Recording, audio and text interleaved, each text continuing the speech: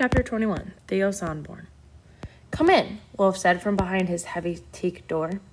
Marty and Theo walked in. It was the first time Marty had been inside Wolf's cabin. It was at least twice the size of his and Luther's, and Wolf needed the room. The cabin was crammed with electronic equipment, monitors, computers, radios, and other stuff Marty couldn't even name. The cabin looked like the Wolf Den back on Kryptos, the room that was the heart of Wolf's cryptid search, and the search for Marty's parents in South America. Luther would love this room, Marty thought. "What's up?" Wolf asked, from behind a large desk cluttered with nautical maps. His prosthetic leg was leaning against the desk with its size 15 deck shoe attached. "I need to use the head," Theo said, and walked into the bathroom as if he had used it a dozen times before. He closed the door. Wolf looked at Marty. "Is there a problem?" "I'll wait for Theo," Marty said. "He has an interesting question to ask you." "Theo always has interesting questions," Wolf said. "He also has homicidal tendencies," Marty said. "He just tried to kill me by pushing me overboard." A look of alarm crossed Wolf's face. "Are you sure you were pushed?" "Sure. And I would have been in Davy Jones's locker if I hadn't managed to grab the scupper on my way down." "Tell me everything," Wolf said. Marty did. "It does sound like you were pushed," Wolf said when he finished, "which is very bad news. It also sounds like you were very lucky that Theo happened by when you fell." "I have a different theory," Marty said. "Like I said, I think Theo was the pusher. When he saw that he had blown it, he pulled me back up to make it look good."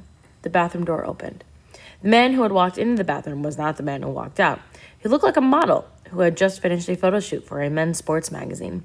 He had short blonde hair, blue eyes, no facial hair, and he wore a crisp polo shirt, jeans, and Birkenstock sandals. "What the?" The man cut Marty off, looking at Wolf. "I assume Marty filled you in on what happened," smiling.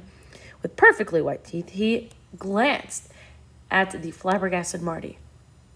"Or what he thinks happened."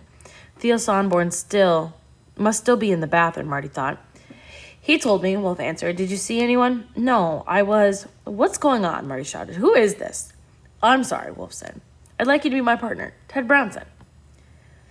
Marty stared at the man. He expected Ted Bronson to be a geek in a stained lab coat and thick glasses, held together with duct tape. The man in front of him looked like a movie star action hero. "You're joking." "No joke," Ted said. "What's with this Theo disguise? I've used it for years. It's a good way to get out of the QAQ and see what's going on in the real world. Theo is short for Theodore, my given name, and Sonborn is an anagram. My last name's scrambled around. Not very clever, but no one's ever figured it out. The disguise helps." "Do Phil and Bertha know about the disguise?" "Yes, and so does Al, but they're the only ones." This explained why Bertha and Wolf hadn't been concerned about Theo and the eggs, but it didn't explain everything. "You were such a jerk in the galley. Why did you ask me about the dinosaur eggs?" "We'd better sit down," Ted said. He cleared maps and papers from a couple of chairs. "I've been watching you ever since you arrived on Kryptos, Marty. Well, off and on when I could." "Why?" "At first I was just curious, but then I noticed that you have something that few people have." "What?" "For lack of a better word, audacity. A visceral or gut-like intelligence. I've never seen it in someone your age. In fact, I started to doubt my observations. I decided to subject you to a rigorous scientific inquiry to test my observations." Marty was flattered by the comment, but his gut-like intelligence. But he wasn't sure if he liked being part of Ted Bronson's rigorous scientific inquiry without being asked. "Grace is a genius," Marty said, "not me." "I didn't say you were a genius," Ted pointed out, "and there's no doubt that Grace is brilliant. But she's smart in a different way than you are. Your intelligence is more physical, driven by lightning-quick thought processes. For instance, when you fell out of the jet over the Congo, you saved yourself, Grace, and even PD in freefall. 99.9% of humans would have either passed out from fear or their minds would have simply shut down in terror. I was scared to death, Marty said. When I landed, I puked my guts out. Most people's guts would have been smeared all over the jungle floor, Ted said. Here's another example. You figured out how to lure a bow onto the Colin Cost. Impressive. It wouldn't have worked without Luther, and he sure didn't think it was impressive. If Luther hadn't been there, you would have thought of some other way to get her on board. And then there's the most recent example. Somebody pushed you overboard. Most people would not have caught the scupper. They would have hit the water hard and been sucked underneath the ship. Did you push me as part of your experiment? Marty asked sharply. He wasn't sure that he liked Ted Bronson any better than he liked Theo Sonborn. And he was absolutely sure that he didn't like being a guinea pig. I did not push you, Ted said, but you were pushed. I just sent a video of the incident to our mainframe computer, but we won't be able to see much because of the light and the angle. Wolf hit a few keys, and a bird's eye view of the deck appeared on a monitor. Ted was right. It wasn't very clear. The camera caught a shadow of Marty walking across the deck. He looked up at the sky for a moment. Then he leaned over the rail. A couple of seconds later, something large, dark, and blurry rushed up behind him, then hurried off as quickly as it had appeared. All Marty could tell from the video was that whoever had pushed him was bigger than Ted Bronson and Bo. Wait a second, he thought.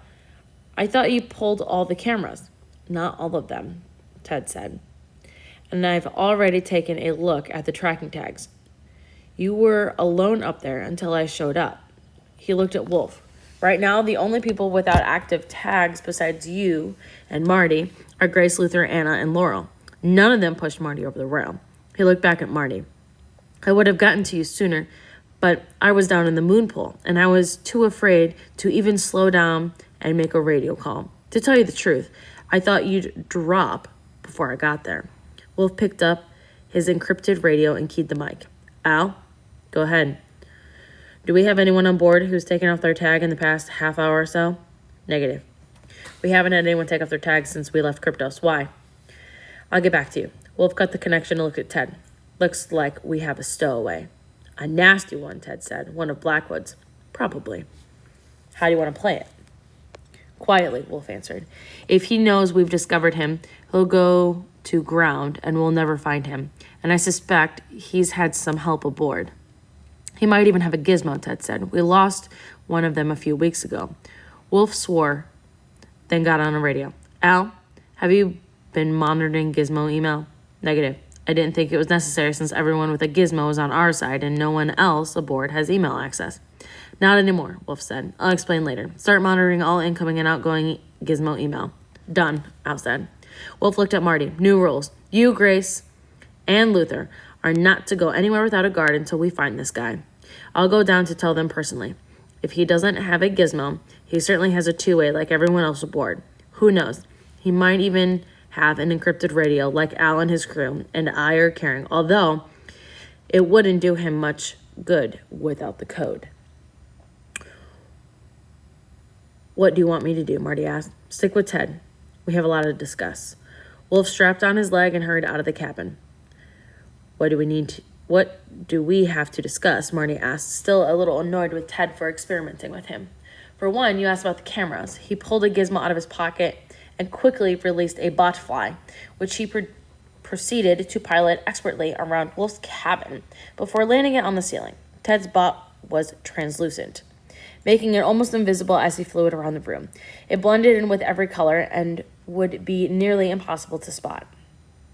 Obviously, I'm not the only one who can navigate the botfly, Marty said. You don't think I'd invent something I can't operate, do you? I guess not. If it makes you feel any better, you and I are the only ones who can fly it. And I actually like Dragonspy better than botfly. If you don't mind, I'd like to use your name for it when we apply for the patent. Fine, Marty said, but why did you give me the Dragonspy in the first place? To see how you do with $1 million bug. I had no doubt you would figure out how to fly it. But what I really wanted to know was if you'd followed the rules. No pun intended. But you passed with flying colors. When Luther asked if he could fly it, and you told him no. You overheard the conversation, Marty asked. Ted nodded. My dragon spy has been with you since you got back on the island. Any other tests? The galley, Ted said. 2 dinosaurs hatched, and instead of being allowed to take care of them, you get KP. Not only didn't you complain, but you turned around the terrible food situation I had intentionally created. You're a lousy cook. Actually, I'm a better cook than Theo Sonborn, but not by much. Where's all this going? Why have you been testing me? I'll show you, Ted said. Let's go down to the moon pool.